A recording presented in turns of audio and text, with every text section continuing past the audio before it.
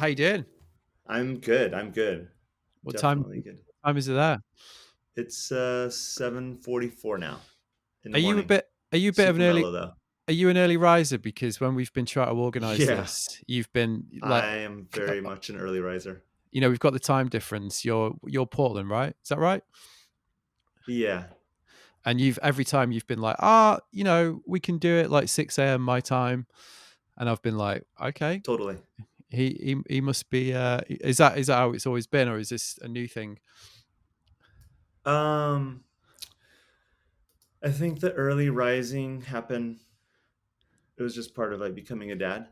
Yeah, So like when you have a kid, then you start waking up super early, and then yeah, kind of from there, I just naturally wake up early. And then when I was at Adidas over that 5 year span, like I started waking up really early for work. And then it was like an opportunity here in Portland, at least the last 5 years, like it's a way to like go skate in the morning yeah, before work, especially during the winter hours when there's much less daylight. So, try to get it in the morning or like if you're exhausted from work, I don't know, it's a combination of a bunch of things, but yeah. I'm getting to that point where I'm naturally getting up around like 5:30 to 6:30 Yeah, without an alarm clock. that's kind of like me. I wake up at 6, and I've just realized that I think my brain just works better in the morning. If I need to work or whatever, like I'm definitely there's that really interesting book at the minute. I don't know if you know about it. It's called How We Sleep. The guy just did this big rounds and all the podcasts, and it's really interesting because he's talking Hmm. about you know the way that different people's brains work and the way that they basically like that there literally are physiologically two types of people, very obviously early birds and night owls. And his contention is you just can't force it. You're either one or the other, Right. and you're better off like just working out which one you are, and kind of accommodating if you can that accordingly, which is obviously like good in theory. But I'm definitely, especially as I've got older, I'm like, yeah, early if I need to get stuff done for sure. Is that is Absolutely. that ch- is that changed for I'm you? definitely um I think I've always I don't know, as long as I can remember the last like yeah, definitely the last like 16 years that my daughter's been alive, like I'm just an early riser. Like if I start staying up super late, then it's kind of brutal for me to get through the next day. Yeah, So I'm usually in bed by like 10, 11, and then up by like 5:30. yeah. Well, I appreciate it, Because, man. like, oh no, it's great. Trish is always talking about sleep and how important it is. And everyone talks about how vital it is to get 8 hours of sleep. So the thing is, if I go to bed at 1 a.m., I'm still going to get up at like 6:30, the latest. Yeah, yeah, yeah, yeah, yeah. Well, it's great to meet you because obviously we've been chatting online for quite a while now, probably on and off, definitely like last couple of years talking about doing this. And then obviously I'm friends with Trish, your wife, through snowboarding. And last time I was in Yep. Portland, we actually went for dinner, which was great, and caught up with because I'm friends, obviously Annie, and Jen Chirowski. I'm assuming that you know, Hmm. who actually just Yeah. contributed to the book that I just did, which is great. And like, yeah, so you obviously every time, like, I think I was last over like nearly 2 years ago, and I think you were out of town because I got a hold of you to try and do this in person then. Um, and yeah, it's cool to finally do it after all the kind of back and forth. So yeah, thanks, man. No, I'm stoked. So one of the things we've I'm been super talking stoked. about is and kind of like the timeliness of this conversation as well. So you've got this new project that you're working on with Real and the Ben Raemers Foundation, right? So can you tell me? Should we start with Yep. that? Can you tell me a little bit about that? Yeah, sure. So um, I mean, the idea came up pre-pandemic, and the guys over at Rio reached out and like, hey, we were going through some archives and we found some old graphics like Todd Francis had done of yours, and we were thinking about doing a reissue. And I was super flattered because I have like nothing but fond memories like writing for Real and Deluxe. So I was just like, oh, this is really cool that you guys are going to do this. Um, like I saw the original art, like everything that people are seeing now. It's like it was like, here's your OG graphic, and then we're gonna do a Chima one, which is rad because like I'm a huge fan of Chima, and it's like two boards that came out, and then things just kind of stalled. COVID happened, and like I think at a certain point, like if you're doing reissue boards for, not that every reissue board has to have a rhyme or a reason, but I was just like, oh, can it like link up with something more meaningful than just like, oh, cool, graphic brought back to life. And I always loved everything they do with Actions Realized, and then with Ben passing to to suicide. It was like, how can we, like, I really loved all the stuff that Rattray has been doing consistently about mental health awareness. And so, Ben was a part of my life, traveling with him and with Enjoy, and it's like it was kind of like the perfect way to make a beautiful cake. Like, how do we like bring, I don't know, like bring awareness to the Ben Raemers Foundation? Like, I feel confident that like people really know what's going on with the work that they're doing over there. But I think anything in that realm can always benefit from more like discussion.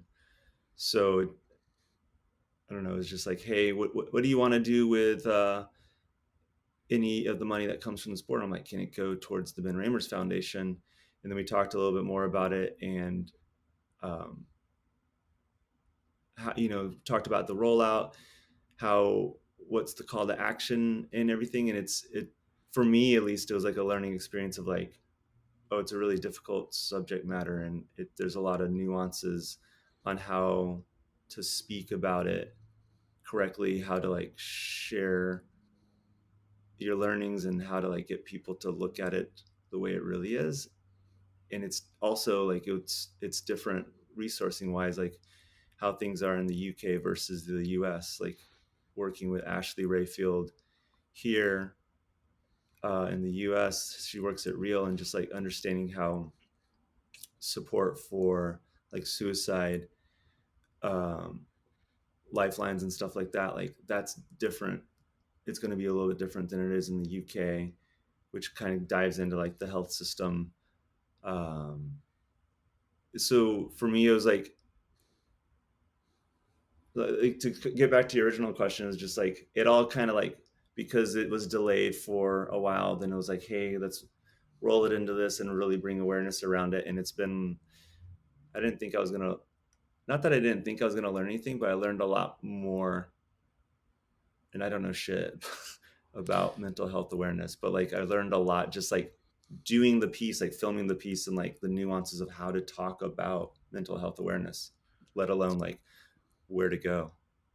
That So that was a question that I had for you actually, because when we were emailing and we were sort of discussing like what we were going to talk about, you said, I wrote it down actually in front of me. You said, it'd be great if there's an opportunity to touch on my lack of knowledge around mental health. And I was just quite struck by that. Like, so is that what you're kind of getting at? Like the idea that was it before what happened with Ben? Was it not something that you'd really considered? Was it not something that had been part of your life? Or did you mean, as you've just described, like how to communicate it? um yeah, it was more about how to speak about the subject matter of suicide. Like I've, like when we were doing like there's going to be a video component that comes out when the board lands in more skate shops, and it was really awesome to work with Jeremy and Ashley on that video. Like we filmed for like an hour and a half, and it's a really really short video with like a few sound bites, but it was things like I'm 45, and people look at, well, there's a terminology like what suicide is, and when you die, like when suicide takes your life, and I wasn't really approaching it that way and using kind of like antiquated ways of describing that. And then when you talk with people who are more aware and like, hey, mental health is a really serious thing. If you die from suicide, it's not like you weren't weak or lesser because you died from suicide. And I think some of the way we talked about it in the 80s and the 90s and so forth is just like someone can just jump to that conclusion like, oh, you just couldn't hack it. And that's not the reality of suicide. And so I was going through it and just saying these things that like I've just grown up saying, and then talking more about it. And it was, Susie over at the Ben Raemers Foundation, she linked me up to do this Living Works workshop, like a really short one that wasn't with a group. And it's cool. It has like some resources, understanding some basic signs. Like I have like close members to me that like a close member to me that like had shown these signs and had attempted suicide. And so the workshop was really good, but like I'm still speaking about suicide in that way.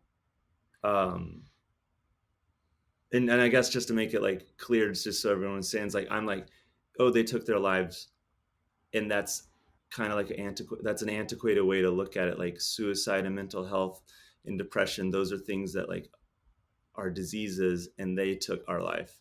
And I'm like, oh, okay. It was really cool and eye opening to hear that, because until someone like tells you about that and the reasoning behind why we say the things we say, you don't know. So I was actually like, I felt really grateful. Like, oh, I'm saying this, and you're telling me like, it's kind of not the right way to really talk about it. And so I think that was the big learnings through this process, about talking about the board, talking about the Ben Raemers Foundation. And it's important because you don't want this to have, you don't want like depression and suicide to have the stigma that you don't want to talk about it, because anything you don't talk about kind of like isolates each person. And if no one's talking about it, you're like in your corner trying to figure out all your stuff. Like that's not a really helpful situation. Yeah, it's really So that interesting, was isn't kind of it? more the thing. Yeah. Yeah, I mean the work that the foundation are doing, obviously, a huge part of it is dismantling these stigmas, isn't it? Like in trying to give people the tools to talk about this in a way that will help them understand it, and also help them, well, and also like culturally help the culture that we're all part of handle it in the right way. Because obviously when you're a kid, you get into skateboarding or whatever, surf, snow, like climbing, like whatever these cultures are, you get Mm-hmm. into them when you're a kid. You get into them at such a important age, don't you? Because they're, huge theme of this podcast and all the podcasts that are out there at the minute are all, the idea of community, tribe always comes up, and it is critical because you especially if you're a young boy, you find these things at such an important age when you try to find your place in the world and you're trying to work out who you are. And obviously something like skateboarding really gives you that identity, but it's quite fair to say that quite often those cultures are pretty macho, like, and there's a particular way that men are supposed to behave, in that culture, Right. especially the age we are, we're the same age. And like you say, in the 90s and 2000s, it was very different, wasn't it? It was never discussed. It was like, if you're a skateboarder, you behave in a certain way. And, even like the way that the industry kind of basically talked about men, if you like, was a very particular way. And it created a scenario where there's not a lot of room to talk about this stuff, basically. Right. And I think that's what's so valuable with what they're doing, this foundation, because, hopefully there's kids that are coming up now who are able to find their place in the culture and find their place in the community, but also do it in a way that enables them to kind of do it in a slightly different way, which I'm sure you know what I'm getting at. Like it's, and that's obviously Yeah, progress. yeah, for sure. And I think when you Yeah, look at the that, yeah, I just think projects like you're doing and the work of the foundation, this is obviously what's so valuable with it, right? yeah, I agree, and I'm like, I'm just like for this board and to like work with Susie and Rob and the foundation and everyone with Actions Realize, like I'm just like grateful, like I'm like a blip on the conversation. And like to your earlier point, like I have no illusion that that like there's so much room for growth and to move away from like the antiquated like one way to look at like this is how any industry is, and it's oftentimes like very like macho male dominated.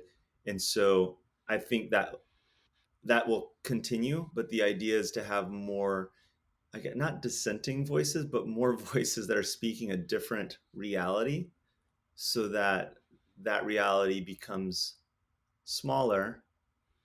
I've like, I don't know when it'll become drowned out, but the idea is to have these other voices, and then in rebuttal to, um, there's commentary like, oh, if you're talking about this stuff, like you're soft, or if you're talking about that, like what, that's like, that's so lame or whatever, all that stuff. I'm just like, it doesn't affect you if you're still in this other bubble over here. Sure, your bubble's still getting smaller, but it still exists.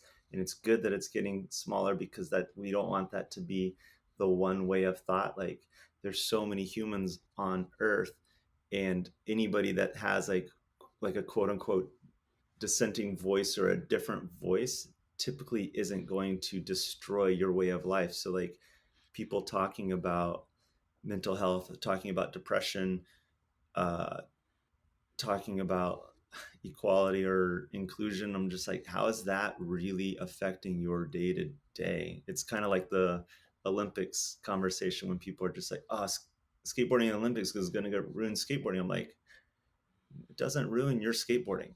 Your skateboarding is like your truth, and you do it every day you step out the door. So if anything, like maybe you like going to the skate park, and now there are more skate parks. So just having this opportunity to talk about it, and like I'm stoked, like all the stuff that John has done with Why So Sad.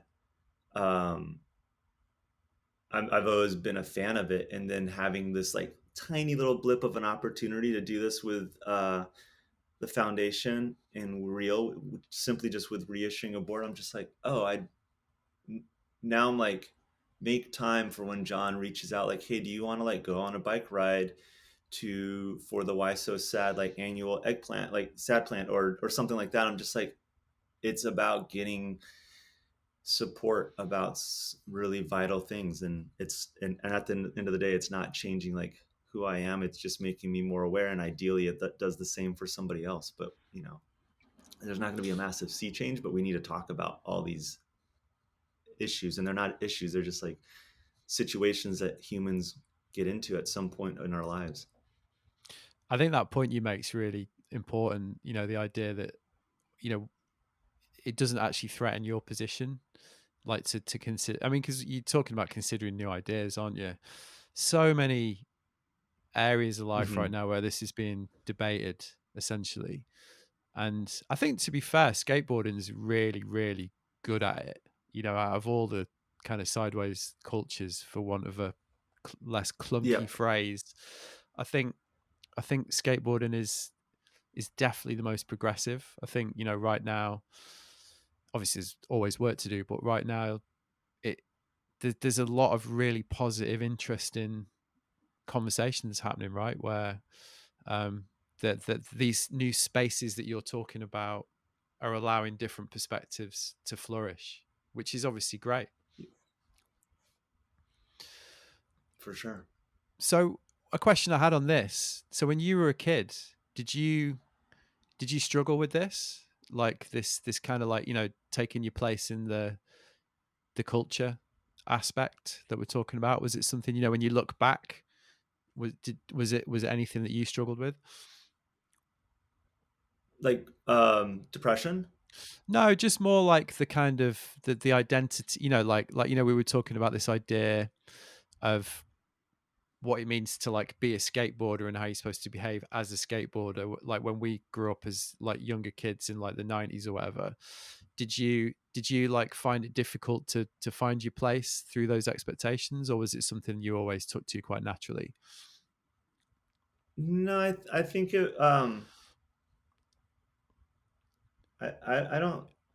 I think the only challenges like in the late '80s and '90s in skateboarding was just trying to find. It was more like my life outside of skateboarding and trying to find that outlet for identifying with something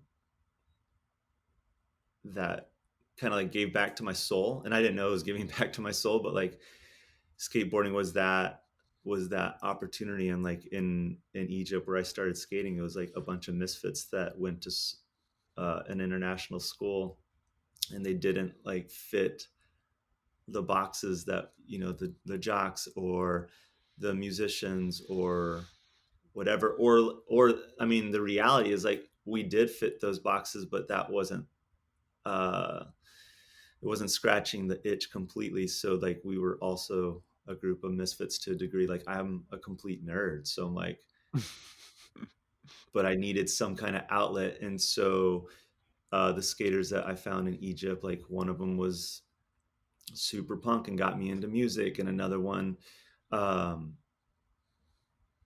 I mean, a lot of them, we all came, majority of us came from like military families, but like one of them was super regimented, and like you knew that they were going into the military at some point after high school, but like it was all like brought together by skateboarding and music, and not like anarchy in the sense of like destruction, but just like not doing the norm of really identifying through your sport, really identifying through good grades or whatnot, And then, yeah, I don't think like it didn't seem like a struggle up to then. I guess like before that, I was like getting in fights all the time, and I don't think it was because I was like misunderstood by any means. It was just like we're just part of like growing up type of thing. Yeah, But yeah, no. yeah. In your I was really wanted to ask you about the that actually, like in your first Nine Club interview, you talked a lot about basically how much you moved around because you and changing schools a lot, and that, because am I right in thinking you kind of had that international school upbringing then where you kind of like would go to like different, because what were your parents' jobs? Was it your dad's job that was meant that you were moving around a lot? Yeah, my dad was he was in the Air Force for super long. He was in the Air Force like for 20 years, and then worked for the Air Force as like in civil service for 16 years. And so he's a contractor, and we just so I guess he was a contractor the whole time. He was done active duty by the time I was born, I think. And so Right. we like lived in Egypt, Germany, and it was all just like working for the U.S. Embassy, doing stuff with the military. Um, but yeah, that it was cool. It gave me the opportunity to move a lot, but it was also challenging because you're always the new kid in school, which I think kind of goes back to the earlier thing, like of being in fights all the time, because you're just you just end up being an easy target if you have Coke Yeah. bottle sized glasses and you're the new kid that's there for half the school year. So not like feeling like a victim by any means, but it was like an easy target. And then getting to Egypt, it was a much more diverse environment because the school was an international school, as opposed to like moving to a small town in Alabama or moving to a small town in New Mexico or moving to, because a lot of the Air Force bases would be close to a larger city, but we would live in a suburb, in a tiny little suburb, and just like there's less diversity within that school system. So in Egypt, it was like everybody from all walks of life, and I'm super grateful for that. I'm grateful for like to travel, because then it's exposure to a bunch of different parts of the United States, because the U.S. is outside looking in, like, oh, those are Americans, but there's a wide variety of what America is. And then going to Egypt is like, oh, well, here's a lot of different countries represented in my 8th grade and 9th grade and 10th grade classes. And then you had like the French international school and the British international school. So it was it was a leg up, I guess, in understanding just a multitude of cultures in one place, in Egypt of all Yeah. places. Yeah. I mean, it sounded, again, just in reference to that interview where you talked about like in quite a lot of detail, it sounded like quite a culture shock for you when you moved to Egypt. It sounded like, that had a big impact on you.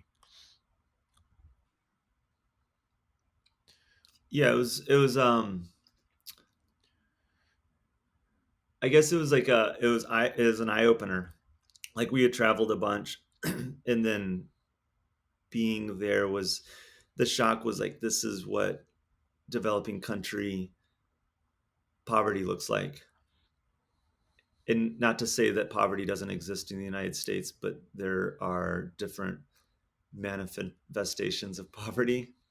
And so I think that was really eye opening and just how easily you can walk by death and severe poverty and despair, while being in Egypt. I'm just like, oh, whoa, this is so wild. And then skateboarding has been really cool to allow me to continue to travel. Like the earlier portion of my career, just being able to travel to a lot of places that, 4-on-1, Kenny Reed, skateboarder. It was like all like, how do we find the exact same spots that are in our backyard in an exotic land? And so that was really a cool opportunity to continue that journey of like self growth and understanding, like just exposure to different cultures. Yeah, I Because think when I don't I know, think like there's no one culture that's like the right way to do things, so that the more you see, you're just like, oh, okay, I have an understanding now why this culture is this way. There's probably a lot more in that package to that got them to right here. So for me to just judge them off of the one visit I have is not necessarily the right thing. I think travel at that age is critical, isn't it? I think it really, like, as in like I mean, obviously you've talked about this, the pro skate travel, which I'm really interested in hearing more about. But yeah, like having the experience when you're a young kid of seeing different parts of the world is so formative. I mean, I was lucky enough to travel a lot when I was same thing. My dad had a job for an oil company, so I lived in the Middle Oh East wow. I lived in Kuwait for Hmm. 4 years, I think 3 or 4 years, between when I was sort of up until I was like 6, which is pretty funny because a lot of my friends don't know about that, and whenever they find out about it, they always think I'm bullshitting because I never really mention it. But it is so. Fact of the matter is, it gives you a different perspective, doesn't it? Because, like you say, you're more open to the idea that different cultures aren't necessarily threatening. Let's put it that way.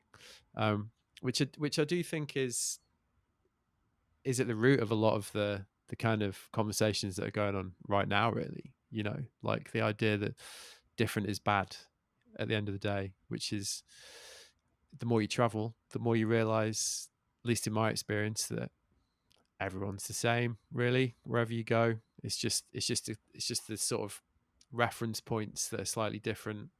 You mentioned poverty and you mentioned different standards of living, and but ultimately people, wherever you go, as you'll have experienced yourself, they're just got the same hopes, fears, interests, laugh at the same jokes. You can have the same experiences, and For it's sure. it's a beautiful thing, isn't it, at the end of the day?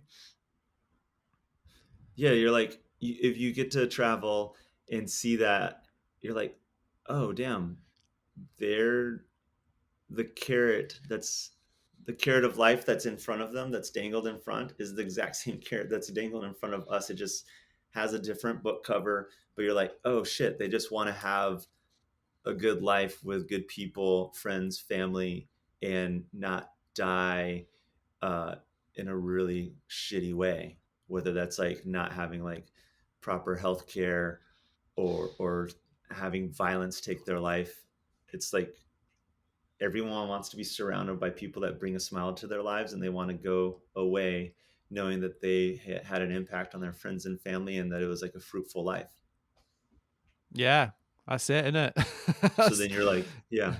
So then you're like looking at, you look at the news and you're upset at someone over there because what you think are their values seem different than yours because it has a different packaging. But then if you get to travel and you get to talk to people in on the other side of this television screen or computer or however you're getting your news, you're just like, oh shit, you want the same stuff I do.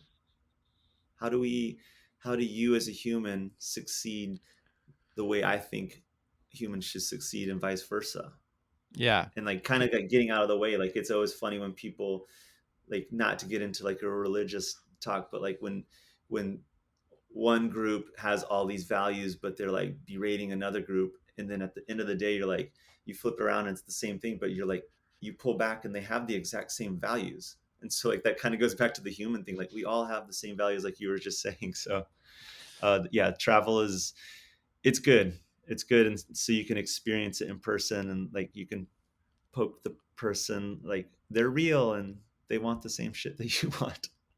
yeah. I mean, I did a lot of traveling through snowboarding in the early 2000s, and I think it sounds like quite similar to what you were just saying with your skate travel. You know, we were literally just like, I mean, we would get the map out and go, what's the weirdest place we can go snowboarding? So we ended up traveling Yeah. a lot to like we went to Iran, we went to Uzbekistan, we went to Lebanon, um, and that was the time when obviously the Gulf War was going on, and quite so Hmm. when we went to Iran, um, and it was an amazing experience, which I've talked about before on the podcast. But initially, people did judge us by the actions of our respective governments, and I mean mine and yours. You know, like so. In the same way that you're saying that you tend to look at cultures, I think everyone does this as well, like through what you see on TV, and that was a real lesson for me because the idea that I could be judged on the fact that my country had invaded Iraq was just laughable to me because that was so far removed from what I believed in, and it was just a real lesson because so why would I then judge somebody else? Why would I judge a Chinese person based upon like the Chinese Communist government? Why would I judge an Iranian person based upon the Hmm. fact that they've got theocracy or whatever? Like it's just it was quite a big lesson really, and I think that's another reason that is so important. And also, to be honest, why it's the one thing I've really missed this last 18 months. Like it's the least I've traveled since I was probably 16, I think, really. And that's the aspect that I really Right. miss. Not the experience, yeah, but the kind of cultural exchange that it involves, which is really the point, isn't it? Hmm. So where were some of the places that you guys kind of went to then? Because you had some crazy ones, didn't you? Yeah. Yeah, we had I remember going with Thomas Campbell. We went to Vietnam. We you know I, I guess the craziest place, like shock value wise, is like having the opportunity to go to Kabul with the Skatistan to like Oh yeah, yeah, you did go that, didn't see the you? Skatistan program. So that was really amazing. Um, there's been a few trips that Jonathan Maring had invited me on that I really wish I could have made, but it was not possible given like just responsibilities at home that I had, like doing the Trans Siberian and then going to India.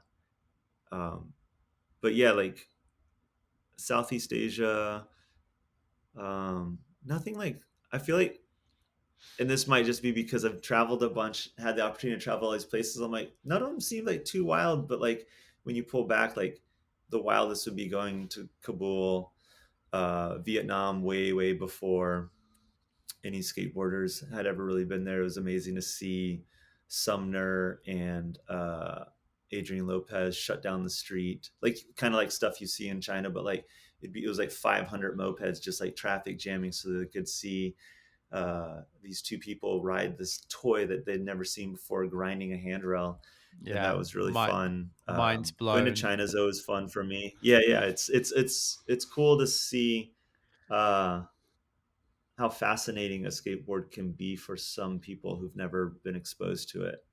Um, yeah, but having that opportunity to go to Afghanistan was like, it's geographically, it's really beautiful there. Ever since leaving there, I'm like, how do I get back there? How do I go to Pakistan? Like, how can I just go hiking? But I feel like it'd be like I need to devote months and months to just hike and be camping out there.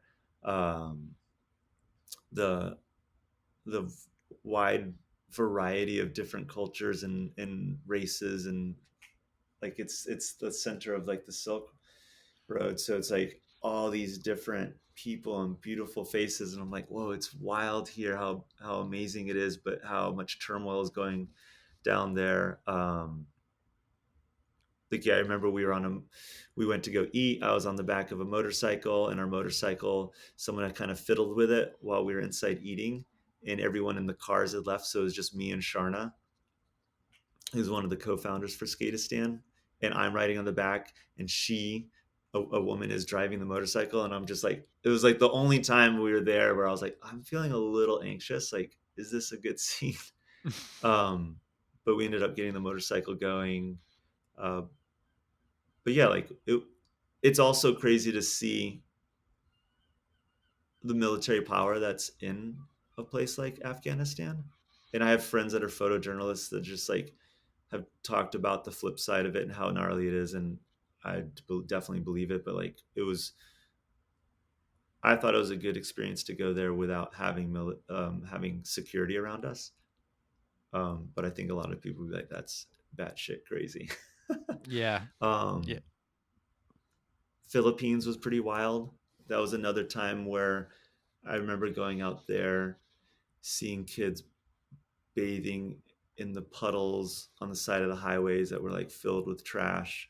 It kind of it was heartbreaking to see, and it reminded me of living in Egypt. Um, but yeah, it's amazing that skateboarding, or kind of like any sport, allows people the opportunity to travel to far off lands. And then it's great that if your sport or like your activity or your art is something that doesn't keep you stuck inside of a studio or an arena, because just the nature of skateboarding and street skateboarding, in the streets, you are exposed to people just going about their daily lives, as opposed to like, I was on the swim team when I lived in Egypt, and I got to travel to Europe for swim meets, but I'm just going to another swimming pool, and sure, like I can go through the cities and check it out, but you're here to swim. But if Yeah. you're here to skateboard, you're like, what's the most cutty spot that has this amazing stuff? Yeah. Like when we Yeah. went to Croatia, like we did this 2-month popboard trip, which was great, because Serbia was another one that was eye opening, and kind of like talking about what you're saying, like who's at fault. I remember when we got to Serbia and we're skating in this plaza, some of the local skaters was like, this is what you guys did here. This is what the US did I had the as same part of experience in NATO. Serbia. And I had in your head, exactly. you're trying to like rationalize. You're like, it's NATO that did this, but I'm like, yeah, but who's really like the major shareholder of power within that? And I was like, okay, cool. Like that's super jacked to see that in person. I had exactly the same Like, Serbia was conversation. wild. That's funny. We went. I mean, Belgrade's amazing, isn't it? Absolutely loved it.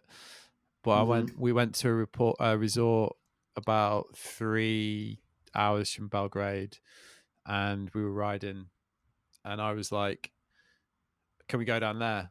And we had a guide, and he was like, "No, you can't go down there. Mm-hmm. There's unexploded bombs that you dropped, you know." And I was like, "Okay, we won't go down there Yeah, then." Yeah, but you know, those it's things, really wild. those experiences again, they just help you make the connections, don't you? That there's real people at the end of these transactions whose lives are actually affected. You know, which again is yeah, is definitely something worth remembering. I mean, on your skate career, the other thing that I wanted to ask you about, I'm not going to make you like recount like how you got into skateboarding and all that stuff, because obviously, you know, you've done quite a few of the episodes over the years where you've talked about that, but you have, you know, retired in inverted commas Yeah. relatively recently, and obviously you were pro for so long since you were a young kid.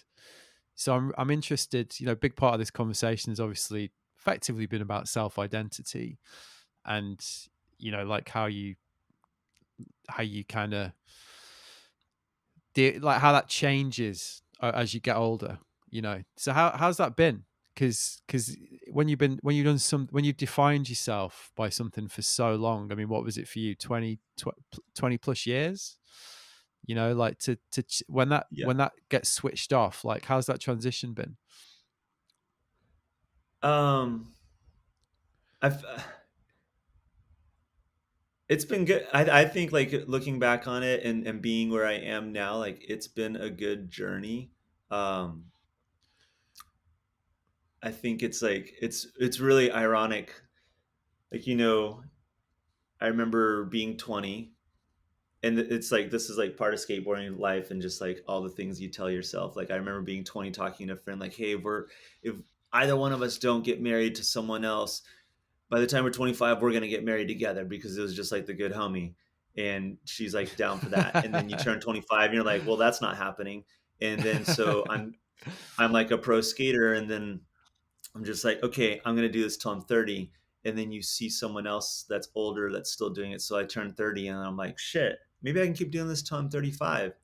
And then at the same time, I'm like, oh, that's so wild. Like there are pioneers who have been skateboarding or been in the skateboarding industry for so long. Like I look at Grant Britton and I'm like, amazing photographer. And obviously from much earlier generations than myself, or like working with Mike Ballard, where I'm like, oh, cool.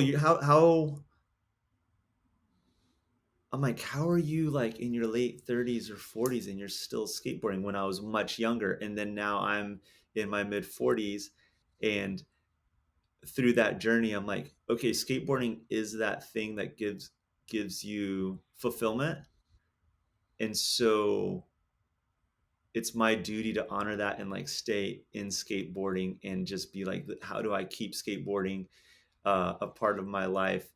And maybe I have the opportunity to like be how Grant for me is, where I'm like, oh, that's possible. Like someone else might just be like, oh, how is Cairo still in skateboarding? Like I worked at Adidas for Adidas skateboarding for a while, and then now I'm at NHS, like managing Mob and Ricta.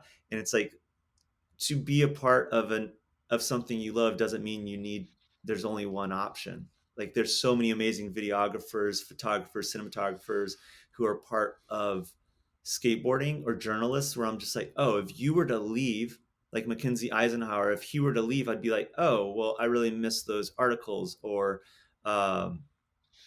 so many people. Like I'm thinking of Blayback. Like Blayback's been there every step of the way for the last, like, I feel like 20 years of DC, and I'm just like, he's integral part of that story, and like he will be there for the next 20 years.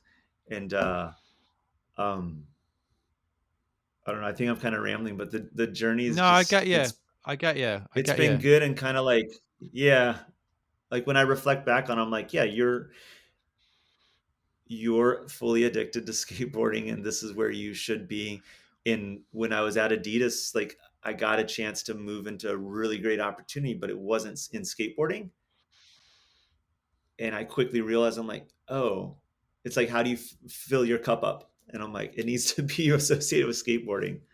So it constantly just goes back to that, and then surrounding yourself with people who are supportive of that, whether they're within skateboarding or not, or have like an understanding. Like with Trisha, she comes from snowboarding and competitive snowboarding. Like I didn't come from competitive skateboarding, but like she understands the lifestyle of what falls under the umbrella of action sports, and like that life to travel and be a part of this big group of people, which, I have friends from high school that didn't go down that path. And I think they have a very full life, but it's just a completely different lifestyle than my style of life.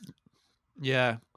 Yeah, I mean, it's funny because I think personally I reached the realization recently that I don't think there's anything else that I can do really. Like I was, and I so funny listening to you describe that, because I completely empathize with what you're saying. I remember doing Hmm. my first seasoned snowboarding in the French Alps when I was 20, and there's some guys there that were in the 30s, and we were like, imagine doing this when you're in your 30s. That's fucking Yeah. crazy, you know. Like, and then obviously I'm same age as you, mid 40s, still doing it basically. And recently I was just like, I mean, this is it. Like, there's nothing else I can do, you know. Like, and that is almost a bit scary in a way. It's almost a bit like, right, okay, this is it, committed. Can you do this when you're 50? Can you do this when you're 60? Because I'm going to find out, essentially. You know what I mean?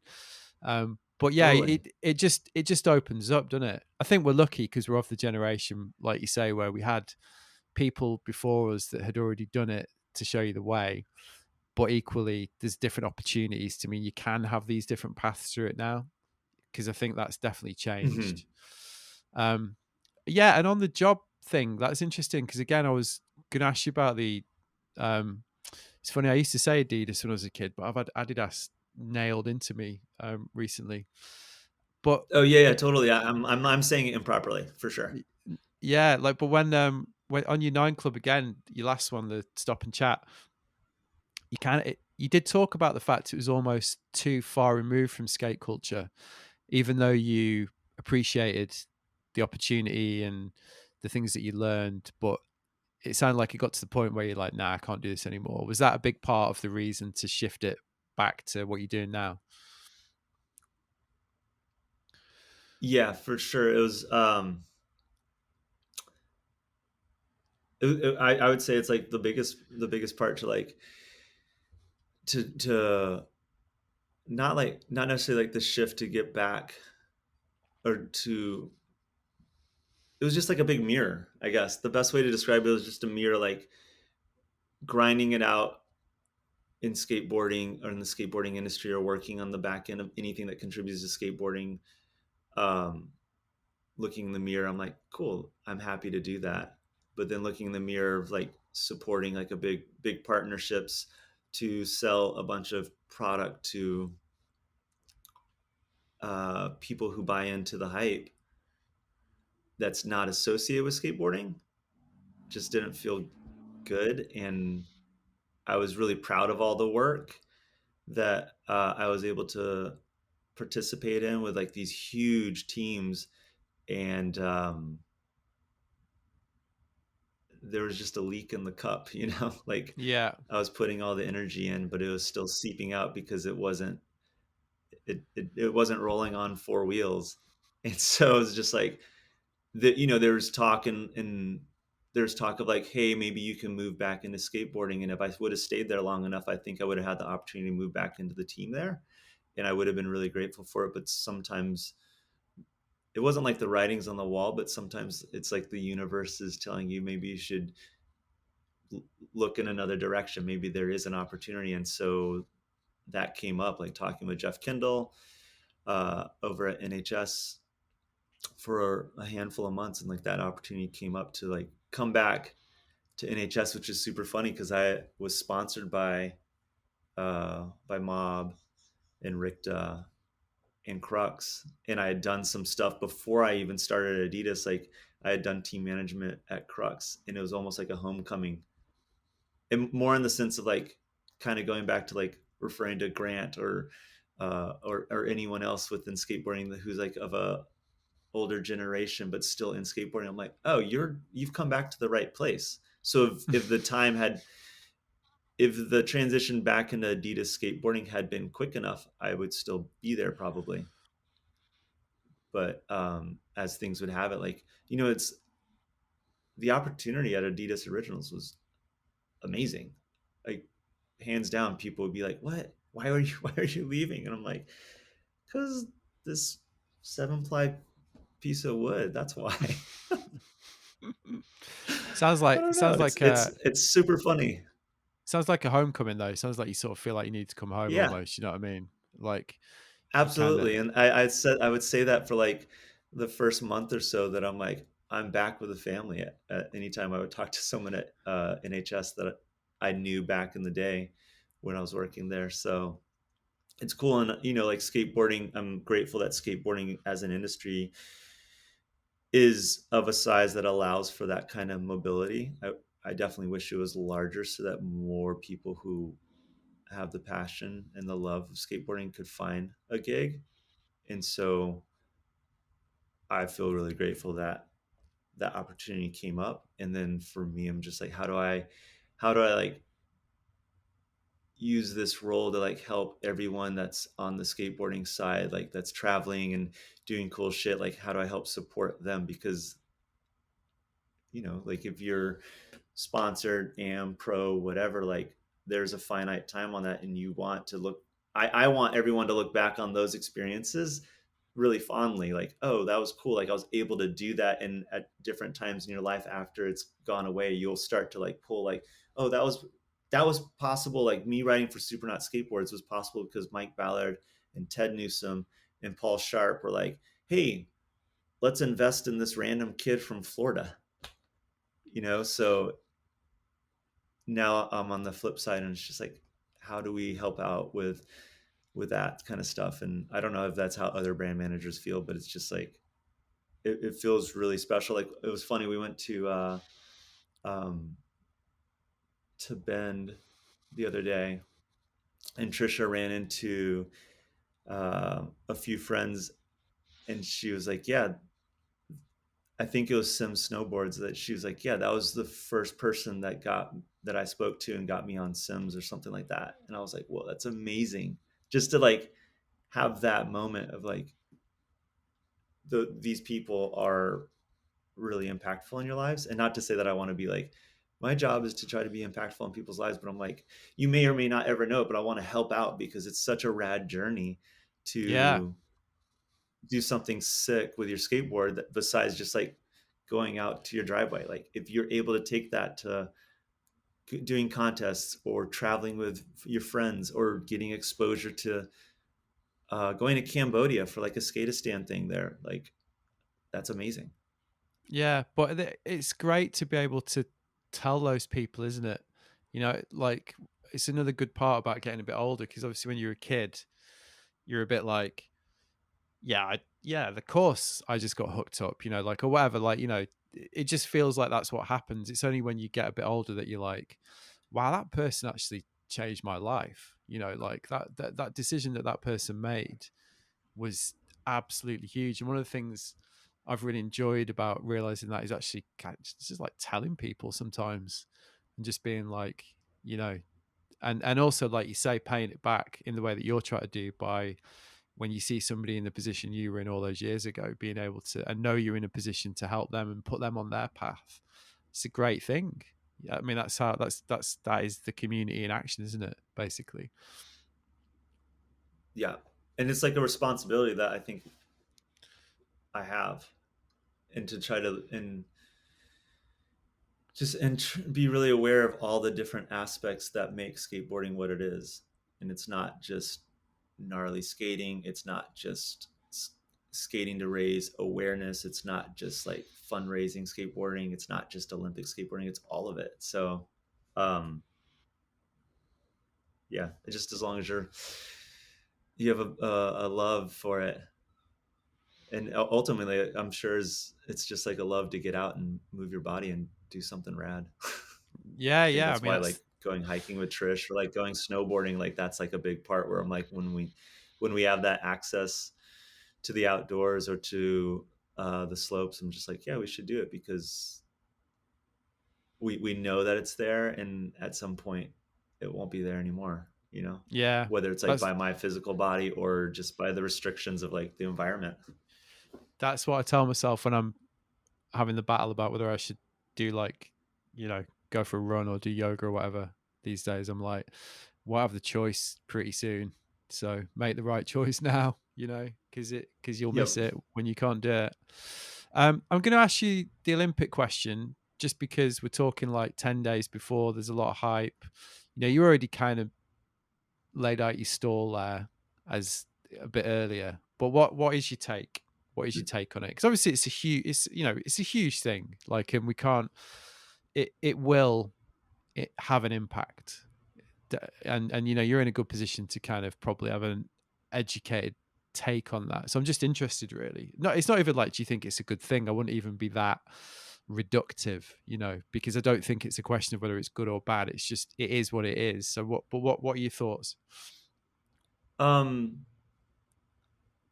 the Olympics is skateboarding in the Olympics is a completely positive thing for skateboarding, just in the same way.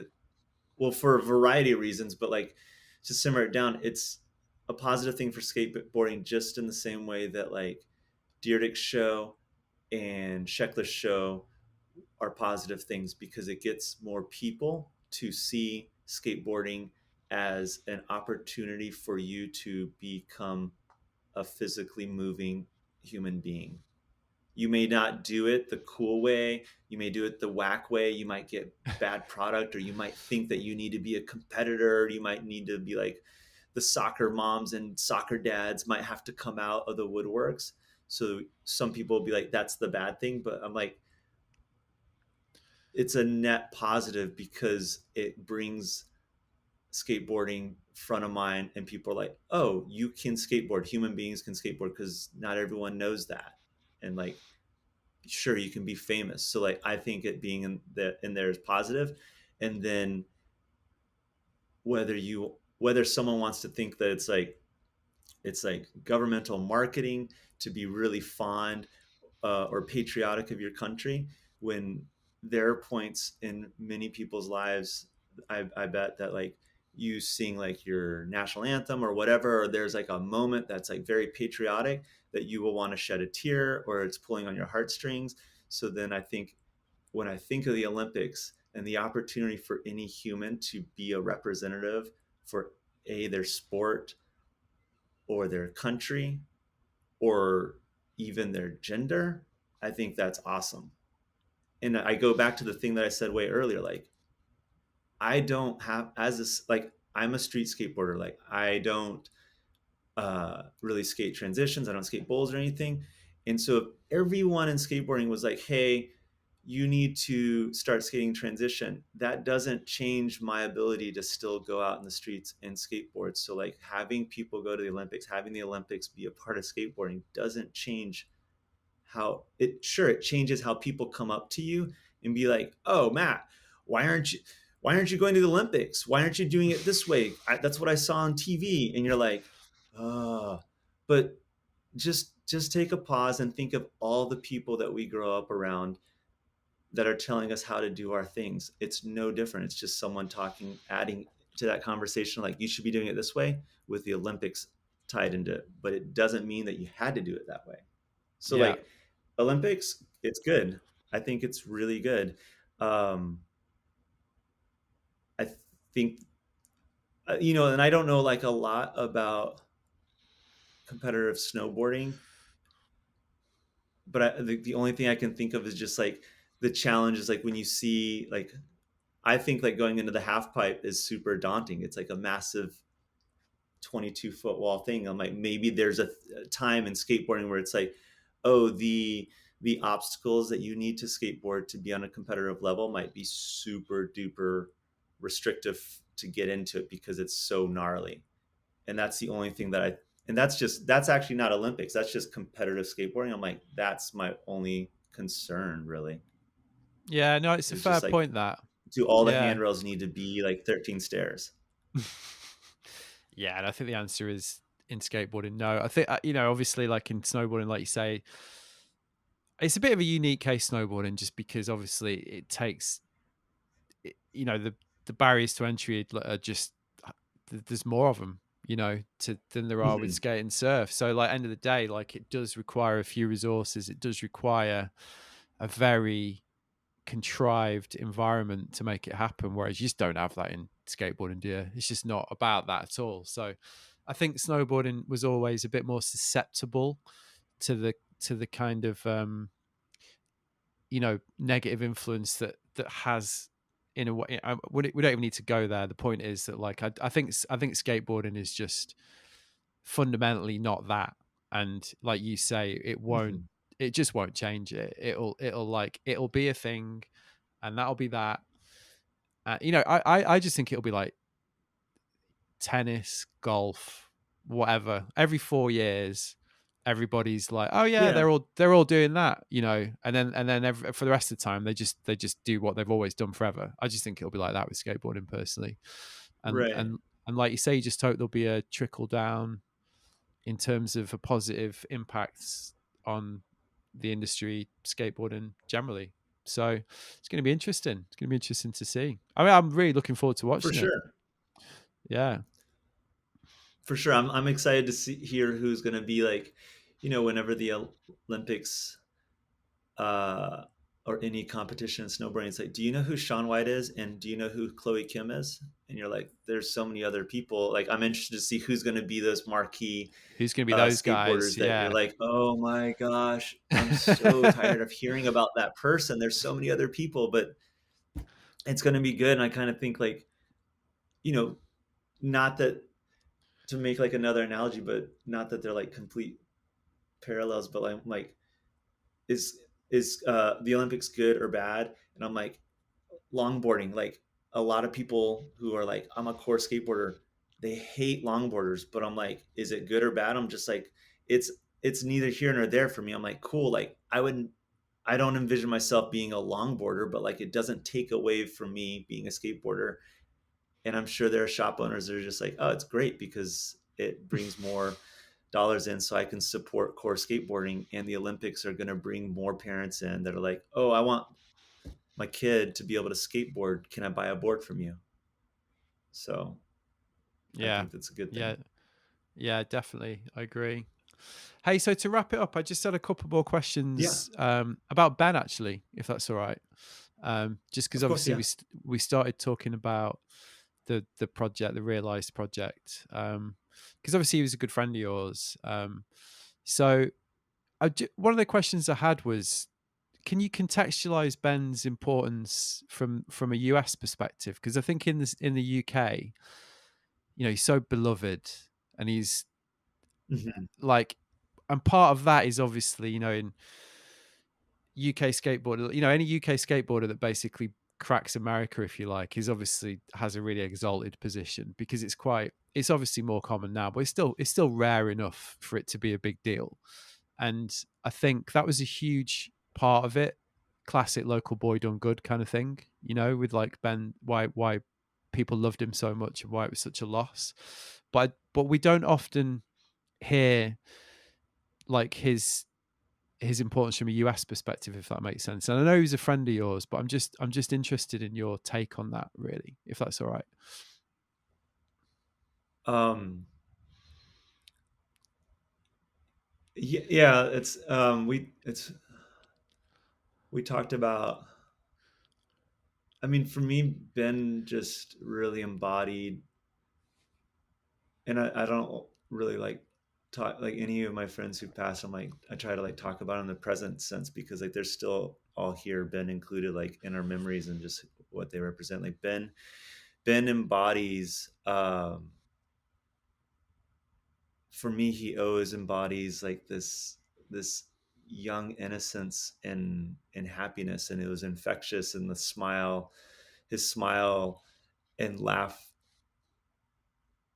really, it just puts me at ease, like to hear it. And in the travel that we did, and like, I lived in a different city when he was living in San Jose, so I didn't get to hang out with him a ton, but we did hang out a lot, and we did some trips. And it's always, I just always go back to just the energy and the, like, it's like a bright light, kind of anything that Ben says and the way he approaches stuff. And um and just watching that arc of him learning these experiences. So I think that that's how I view my relationship with Ben. And I think that happiness and that glow is the impact that he has on everyone here in the States, like that's gotten the chance to travel and to see him skate in person and be around that. Like we all have friends on this wide spectrum of just like, oh, they're like a stick in the mud all the time, but they have a great heart, or they're like happy go lucky, and you would never make the decisions that they're making, but they're so happy go lucky that it's going to work out. And I think that Ben is that happy go lucky, enamored with every aspect of life personality. And um, yeah, that's like the big thing that I miss for sure.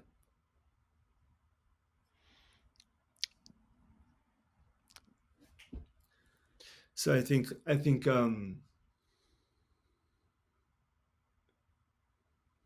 we miss everyone that passes, and everyone that passes has a different impact on our lives. And I think anytime I do talk about Ben, I'm just like,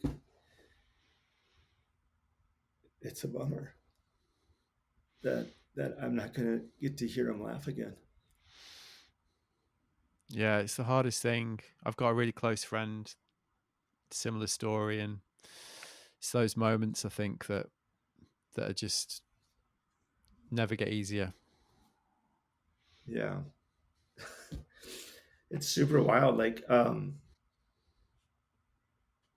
it's me. I feel like I still have so much more to, like, not unpack, but just like every time I do talk about Ben, I get really upset. And not upset, like I'm not mad at anything or any action. I'm just like sad.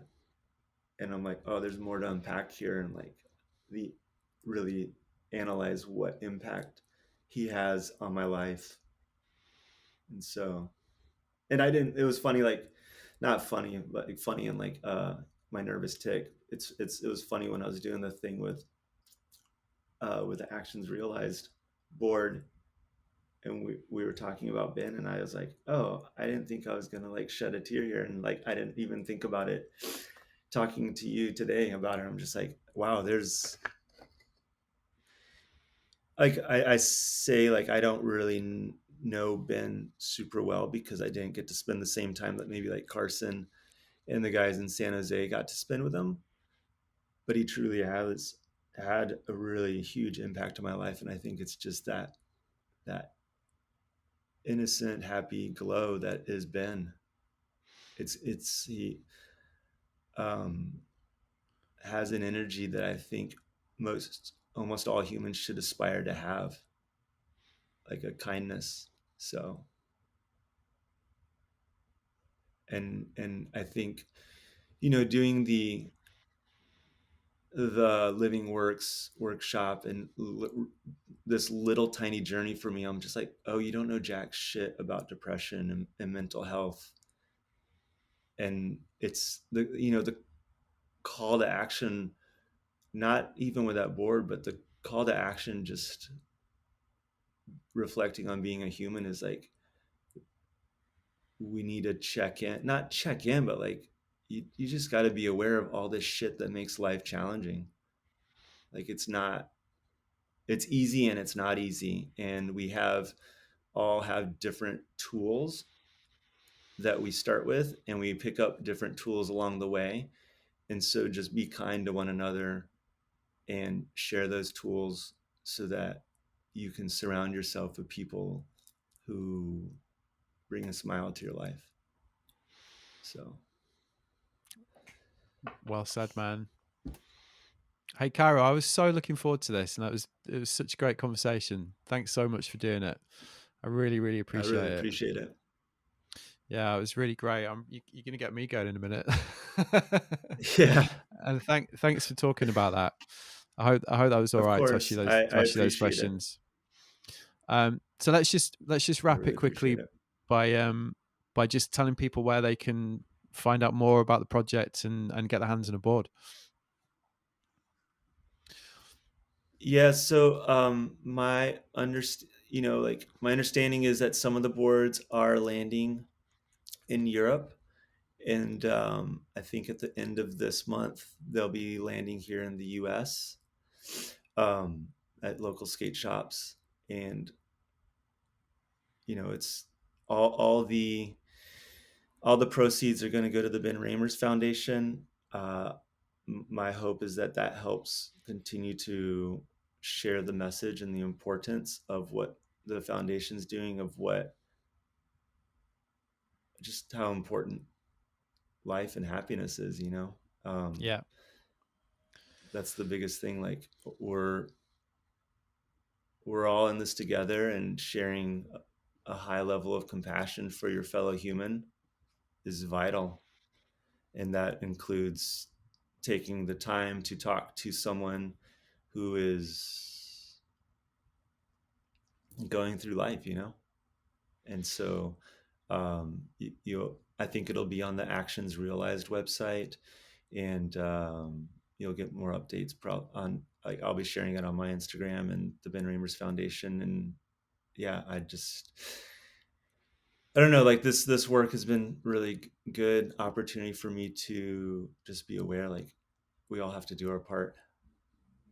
So Yeah. Amazing, man. Well, I'll share the links, show notes, so people can. I'll be obviously posting about this on Insta as well, and I'll share all the links to your stuff. So yeah, we'll make sure people can find out about it.